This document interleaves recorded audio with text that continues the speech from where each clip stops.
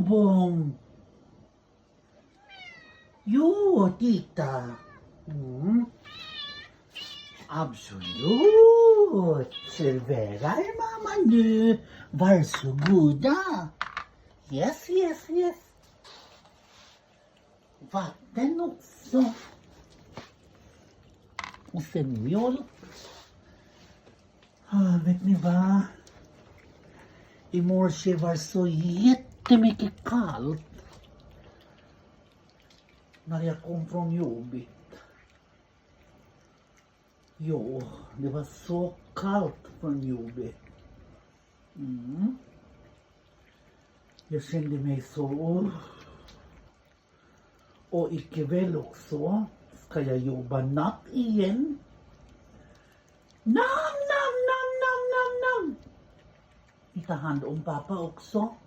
Pappa är hemma nu.